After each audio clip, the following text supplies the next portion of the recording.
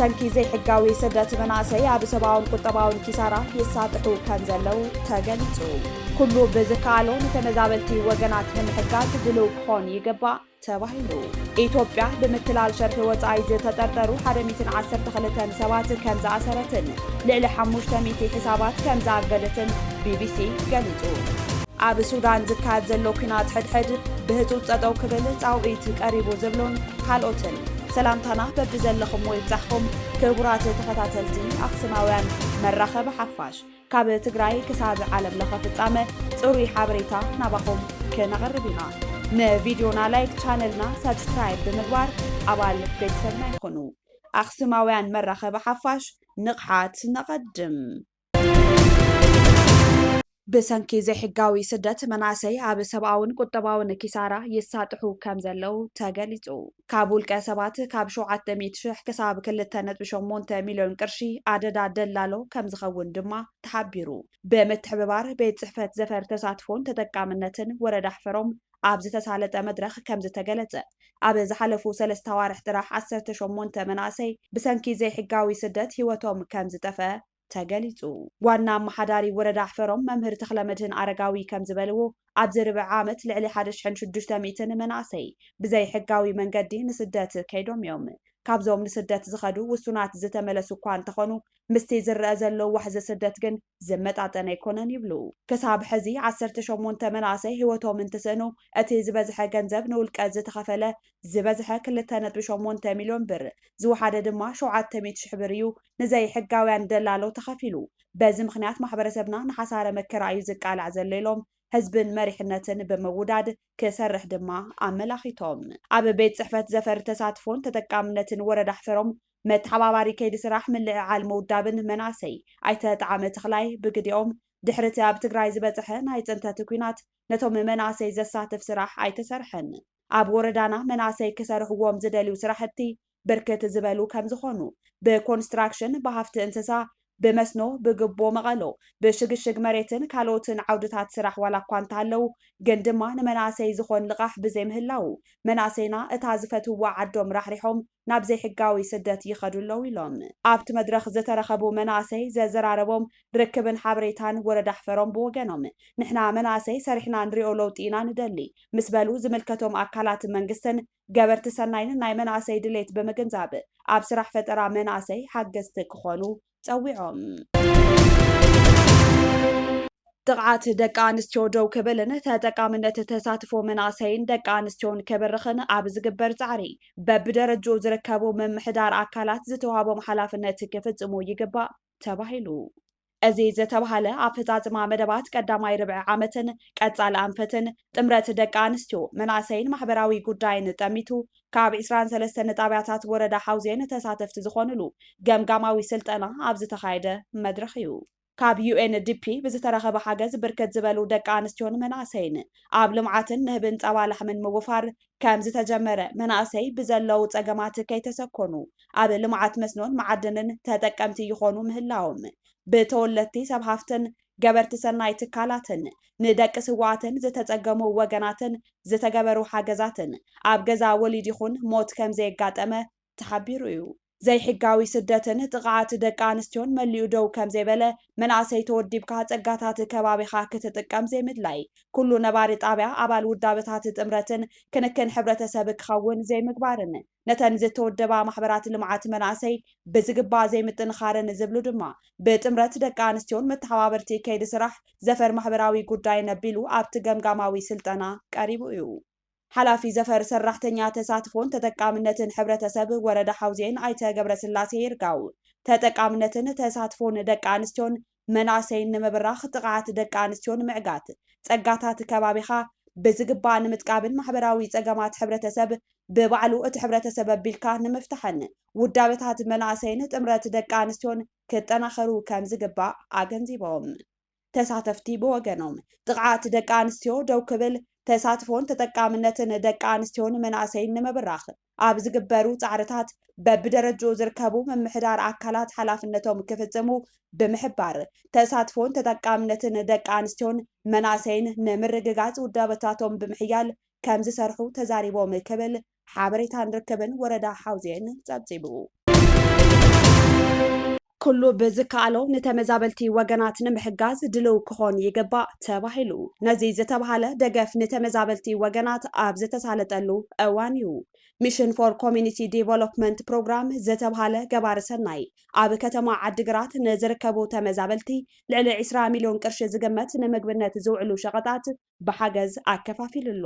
መተሓባበሪ እቲ ገባሪ ሰናይ ከተማ ዓዲግራትን ከባቢኡን ኣይተ ገብረ ገርግስ ገብረ ኪዳን ከም ዝበልዎ እቲ ሓገዝ ካብ መንግስቲ ጀርመን ዝተረኸበ እዩ። በቲ ሓገዝ ልዕሊ 2600 ተመዛበልቲ ተጠቀምቲ ከም ዝኾኑን ተመሳሳሊ ደገፍ ድማ ተጠናኺሩ ከም ዝቕፅል ሓቢሮም ኣለው። በቲ ሓገዝ ተጠቀምቲ ዝኾኑ ወገናት ኣብ ዝሃቡና ርእቶ ድማ ንዝተገበረሎም ደገፍ ብምምስጋን በጥሜትን ሕማምን ዝሞቱን ዝሳቀዩን ተመዛበልቲ ካብ ግዜ ናብ ግዜ ይበራኸቱ ስለ ዘለው ጊዜያዊ ምምሕዳር ትግራይ ናብ መረበቶም ብህፁፅ ክምልሶም ፀዊዖም እዮም። ብሰንኪ ኣብ ትግራይ ዝተወልዐ ጆኖሳይዳዊ ኩናት ተስዒቡ ህዝቢ ኣብ ከቢድ ሓደጋ ጥሜት ምውዳቑ ዝዝከር እዩ። ኢትዮጵያ ብምትላል ሸርፊ ወፃኢ ዝተጠርጠሩ 112 ሰባት ከም ዝኣሰረትን ልዕሊ 500 ሒሳባት ከም ዝኣገደትን ቢቢሲ ገሊጹ። ከም ሓበሬታ ቢቢሲ ኣብ ዘይሕጋዊ ንግዲ ሸርፊ ወፃኢ ተሳቲፎም ዝተባሃሉ ብዙሓት ጥርጡራት ኣብ ትሕቲ ቀይዲ ከም ዝኣተውን ብርክት ዝበሉ ሒሳባት ባንኪ ከም ዝተዓፀውን ትካላት ፀጥታን ድሕንነትን መንግስቲ ኢትዮጵያ ኣፍሊጦም ኣለው ኢሉ። ኣገልግሎት ሃገራዊ ስለያን ፀጥታን ኣገልግሎት ፋይናንሳዊ ድሕንነት ፌደራል ፖሊስ ከምኡውን ትካላት ፀጥታ ክልላት ኣብ ዘይሕጋዊ ምስግጋር ገንዘብ ይደለዎም ተባሂሎም ዝተጠርጠሩ ውልቀ ሰባት ክሕዙን ከለው ብዙሓት ሒሳባት ባንኪ ኣጊዶም። በዞም ትካላት ፀጥታ ብዝተወሰደ ስጉምቲ 112 ኢትዮጵያውያንን ዜጋታት ዝተፈላለያ ሃገራትን ብገበን ተጠርጢሮም ኣብ ትሕቲ ቀይዲ ከም ዝኣተውን 519 ሒሳባት ባንኪ ከም ዝተዓፀውን ኣገልግሎት ሃገራዊ ስለያን ፀጥታን ኣፍሊጡ። እቶም ኣብ ቀይዲ ዝኣተው ጥርጡራት ምስቲ መንግስቲ ዘካይዶ ዘሎ ማክሮ ቁጠባዊ ፅገናታት ኣብ ዝፃረር ዝተወደበ ንጥፈታት ዘይሕጋዊ ሸርፊ ወፃኢ ከም ዝተዋፈሩ ይግለጽ። እቶም ጥርጡራት ኣብ ዘይሕጋዊ ስራሕ ሓዋላ ምስግጋር ገንዘብ ምስዋር ሸርፊ ወፃኢ ምህዳም ካብ ግብሪ ዘይሕጋዊ ወይ ብዘይሕጋዊ መንገዲ ዝተረኸበ ገንዘብ ሕጋዊ ምግባርን ካልኦትን ኣብ ቁጠባ እቲ ሃገር ልዑል ጉድኣት ዘስዕቡን ንኣሸበርትን ዕጡቃትን ጉጅለታት ዘድግፉን ገበናት ክሳተፉ ምጽንሖምን መግለፂ እቲ ኣገልግሎት ስለያ ይሕብር። እቶም ኣብ ቀይዲ ዝኣተው ውልቀ ሰባት ዘይሕጋውያን ዓለም ለኻውያን ትካላት ምትሕልላፍ ገንዘብ መተግበርታት ዘይሕጋዊ ምትሕልላፍ ሸርፊ ወፃእን ክሪፕቶ ካሬንሲን ዘይሕጋውያን ሓዋሎን ደላሎን ምዃኖም ተፈሊጡ። ብተወሳኺ ሕጋዊ ፍቓድ ንግዲ ዘይብሎም ኣብ ዘይሕጋዊ ምስግጋር ገንዘብ ዝተዋፈሩን ብርክት ዝበለ ገንዘብ ብምንቅስቓስ ኣብ ሃገራዊ ቁጠባ ርኡይ ጉድኣት ዘውርዱ ኣምፃትን ላኽትን ስጉምቲ ከም ዝተወሰደ እቲ መግለፂ ኣፍሊጡ። ካብቶም ጥርጡራት ካብ ደገ ዝለኣኽ ብዙሕ ሸርፊ ወፃኢ ኣብ ዘለዎ ክተርፍ ብምግባር ፍቓዶም ዝተሰረዘ ዘይሕጋውያን ሓዋሎ ከምኡውን ዘይሕጋዊ መተግበሪ መሰጋገሪ ሸርፊ ወፃኢ ዝጥቀሙ ዝነበሩ ከም ዘለው እቲ መግለፂ ወሲኹ የመላኽት። ብተወሳኺ ሕጊ ሃገራዊ ባንኪ ብምጥሓስን ፍቓድ ዘይብሎምን መተግበሪ ክሪፕቶ ካረንሲ ተጠቒሞም ብዘይሕጋዊ መንገዲ ባጤራ ወፃኢ ዘሰጋግሩ ዝነበሩ ውልቀ ሰባት ስጉምቲ ከም ዝተወሰደ ተጠቒሱ። እቲ ትካል ፀጥታ ነቲ ተግባር ብዝምልከት ኣብ ዘውፅኦ መግለፂ ሓያሎ ጥርጡራትን ናይቶም ኣብ ትሕቲ ቀይዲ ዝኣተው ዝተፈላለዩ ውልቀ ሰባትን ንብረቶምን ፎቶታቶምን ተዘርጊሑ ኣብ መፋረቕ ጥቅምቲ ኣመሓዳሪ ሃገራዊ ባንኪ ኢትዮጵያ እዮብ ተካልኝ መንግስቲ ኣብ ልዕሊ ትካላት ሓዋላ ለኣኽቲ ገንዘብ ከምኡውን ብዘይሕጋዊ መንገዲ ገንዘብ ዘስግሩን ዝቕበሉን ተሪር ስጉምቲ ከም ዝወስድ ኣፍሊጡ ነይሩ። እቲ ኣመሓዳሪ መንግስቲ ኣብ ምወላ ግብረ ሽበራ ወይ ዘይሕጋዊ ምስግጋር ገንዘብ ዝነጥፉ ትካላትን ምህላዎም ከም ዘረጋገፀን ዝተዋደደን ኩለ መድያዊ ስጉምቲ ክውሰድ ከም ዝተዳለወን ሓቢሩ ነይሩ። ኣብ ሱዳን ዝካየድ ዘሎ ኩናት ሕድሕድ ብህፁፅ ጠጠው ክብል ፃውዒት ቀሪቡ። ልዕሊ 20 ሃገራት ኣብ ሱዳን ተኹሲ ደው ክብል እየን ፀዊዐን ዘለዋ። ኣብ ሱዳን ዝካየድ ዘሎ ውግእ ሕድሕድ ደው ክብልን ኣብ ዝኸፍአ ፀገም ዝርከቡ ወገናት ህፁፅ ሓገዝ ክበፅሖምን ሚኒስትራት ጉዳያት ወፃእን ላዕለዎት ሰበስልጣንን 20 ሃገራት ፃውዒት ኣቕሪቦም።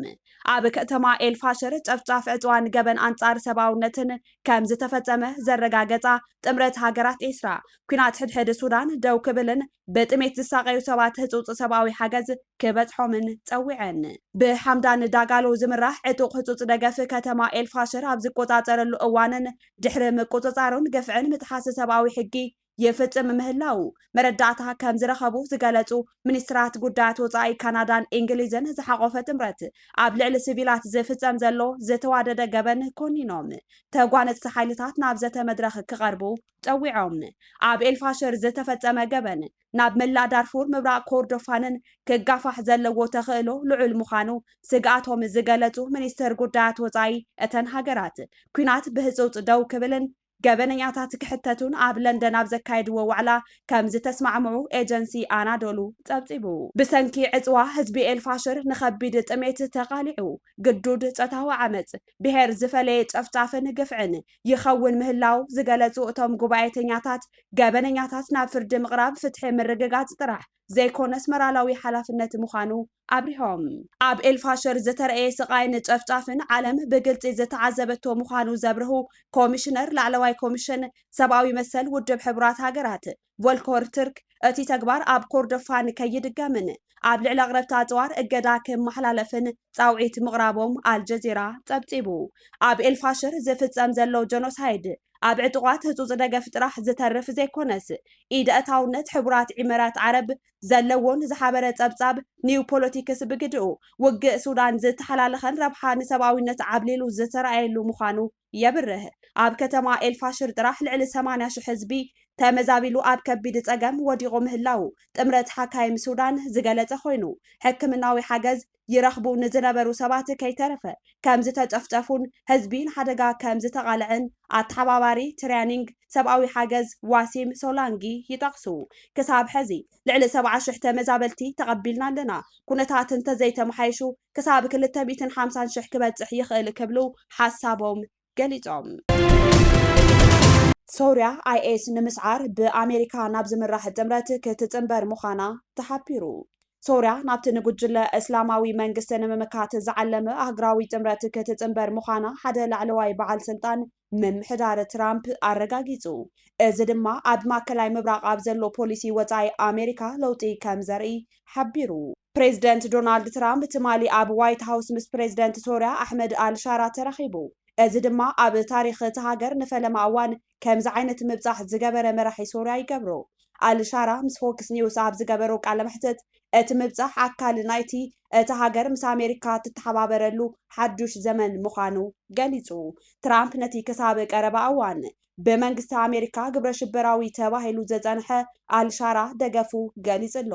ሕዚ ሶርያ መበል 9 ሃገር ኮይና ናብቲ ባእታታት ናይቲ እስላማዊ መንግስቲ አይኤስ ዝበሃል ንምውጋድን ዋሕዚ ወፃእተኛታት ዕጡቋት ናብ ማእከላይ ምብራቅ ንምዕጋትን ዝዓለመ ዓለማዊ ጥምረት ክትፅምበር እያ ክልቲኦም መራሕቲ ድሕሪ ምርኻቦም ሓደ ላዕለዋይ በዓል ስልጣን ምምሕዳር ትራምፕ ክፍሊ ገንዘብ ኣሜሪካ ምስ ክፍልታት ጉዳያት ወፃእን ንግድን ብምዃን ኣብ ልዕሊ ሶርያ ዝነበረ ቁጠባዊ ገደባት ንምልዓል ሓዱሽ ስጉምትታት ከም ዘውፅእ እውን ኣረጋጊፁ ከም ኣካል ናይቲ ስጉምትታት ምምሕዳር ትራምፕ ነቲ ካብ 2019 ጀሚሩ ኣብ ልዕሊ መንግስቲ ሶርያ ዝነበረ እገዳ ዝገበረ ሕጊ ቄሳር ን180 መዓልታት ደው ክብል እውን ክግበር እዩ ትራምፕ ድሕሪ ኣኼባ ክልቲኦም መራሕቲ ኣብ ኦቫል ኦፊስ ንጋዜጠኛታት ኣብ ዝሃቦ መግለፂ ሶርያ ኣዝያ ዕውቲ ሃገር ክትከውን ክንርኢ ንደሊ ኢሉ እዚ መራሒ ድማ ክገብሮ ዝኽእል ይመስለኒ ክብል ተሰሚዑ ኣብ መንጎ ሶርያን ኣሜሪካን ዝነበረ ዲፕሎማስያዊ ዝምድና ካብ 2012 ጀሚሩ ተቋሪፁ እኳ እንተነበረ ሕዚ ኣሜሪካ ሶርያ ኣብ ዋሽንግተን ኤምባሲኣ ዳግማይ ክትከፍት ክትፈቅደላ እያ ክልቲኦም መራሕቲ ኣብ ጉንበት ኣብ ጎኒ ባይቶ ምትሕብባር ወሽመጥ ዓረብ ዝተኻየደ ርክብን ኣብ መስከረም ኣብ እዋን ሓፈሻዊ ጉባኤ ሕቡራት ሃገራት ዝነበረ ምርኻባትን ስዒቡ ንሳልሳይ ግዜ እዮም ዝራኸቡ ዘለው ዑደት ኣልሻራ ናብ ዋይት ሃውስ ነቲ ጆሃዳዊ ዕጡቕ ነበር ዘድንቕ ዳግመ ምሕዳስ እዩ ንሱ ምስ ኣልቃይዳ ዝነበሮ ርክብ ቅድሚ ምብታኹ ድሕሪ መጥቃዕቲ 11 መስከረም ንሓንቲ ጨንፈር ኣልቃይዳን ካልኦት ብዙሓት ጉጅለታትን መሪሑ እዩ ክሳብ እዚ ዓመት እውን እንተኾነ መራሒ ናይቲ ክሳብ ቅድሚ 4 ወርሒ ኣሜሪካ ብወግዒ ከም ግብረ ሽበራዊ ትካል ተቆፅሮ ዝነበረት ዕጡቕ እስላማዊ ጉጅለ ሓየት ኣታሕሪር ኣልሻም ኮይኑ ንዕኡ ንምሓዝ ዝሓበረ $10 ሚልዮን ጉንዖ ወፂእዎ ከም ዝነበረ ኣይርሳዕን ክፍሊ ገንዘብ ኣሜሪካ ንኣልሻራ ካብቲ ብፍሉይ ዝተመደበ ዓለማዊ ዝርዝር ግብረ ሽበራውያን ኣብ ዝሓለፈ ሰሙን ጥራሕ ኣውፂእዎ አልሻራ ጊዜያዊ ፕሬዝደንት ሶርያ ካብ ዝኸውን ንድሓር ግን ድሕሪ ናይ 13 ዓመታት ኩናት ብደገፍ ወፃኢ ንሶርያ ዳግማይ ንምህናፅ ኣብ ዝፅዕር ዘሎ እዋን እዩ ኣብ ቅድሚ ህዝቢ ዓለም ዘለዎ ምስሊ ንምልስላስ እውን ይሰርሕ ኣሎ ትራምፕ ብሶኒ ኣብ ሕሉፍ ጥንኩር ኩነታት ኣሕሊፉ ኢሉ ከምኡ እውን ብግልፂ ክዛረብ እንተኮይነ ጥንኩር ሕሉፍ ታሪክ እንተዘይህልወካ ዕድል ኣይምረኸብካን ይመስለኒ አልሻራ ኣብ ዝገበሮ ቃለ መሕትት ንሱን ትራምፕን ብዛዕባ ሕሉፍ ታሪኹ ከም ዘይተዛረቡ ኣብ ክንዱ ኣብታ ጂኦፖለቲካውን ቁጠባውን መሻርክቲ ዋሽንግተን ዝኾነት ህልውትን መጻኢትን ሶርያ ከም ዘተኮሩ ገሊጹ ምምሕዳር አልሻራ ግን ብቅትለት ኣባላት ውሑዳት ዓሌት ሶርያ ከምኡውን ኣብ መንጎ ተጋደልቲ ሱኒ በድዊንን ምልሻታት ዱርዛውያንን ብዝተፈጸመ ቀታሊ ዓመፅ ይዕንቀፈሎ ገሰት ሰብኣዊ መሰላት ዝፈጸሙ ኣባላት ሓይልታት ጸጥትኡ ካብ ስሮም ክምሕዎም ቃል ኣትሎ ትራምፕ ብወገኑ ንአልሻራ መንእሰይ ሰሓቢ ወድን ተጋዳላይን ክብል ብተደጋጋሚ ዝድግፎ ገሊጹ ኣብ ሰነ ፕሬዝደንት ትራምፕ ኣብ ልዕሊ ሶርያ ዝተነበረ እገዳ ዘልዕል ፈጻሚ ትእዛዝ ፈሪሙ ነይሩ እዚ ድማ ዋይት ሃውስ ንመገዲ ምርግጋእን ሰላምን እቲ ሃገር ንምድጋፍ ክሕግዝ ኢሉ ኣብቲ እዋን እቲ ምምሕዳር ምስ እስራኤል ዘለዎ ርክብ ናብ ንቡር ንምምላስ ኣብ ስጉምትታት ምውሳድ ከምኡውን ናይ ወፃኢ ኣሸበርትን ኣብቲ ሃገር ዝንቀሳቐሱ ዕጡቋት ጉጅለታትን ዝምልከት ስጉምትታት ሓዱሽ መንግስቲ ሶርያ ክከታተል ምዃኑ ገሊጹ ክቡራት ተኸታተልቲ ኣኽሱማውያን መራኸቢ ሓፋሽ ንሎም ዕለት 2 ሕዳር 2018 ዓ.ም ዝሓዝናዮም ምድላዋት ዜና ኣክሱማውያን እዞም ክትከታተልዎም ዝጠናሕኩም ይመስሉ ነይሮም ምስ ዝተረፉ መደባት ኣክሱማውያን ቴሌቪዥን ሰናይ ጻንሒት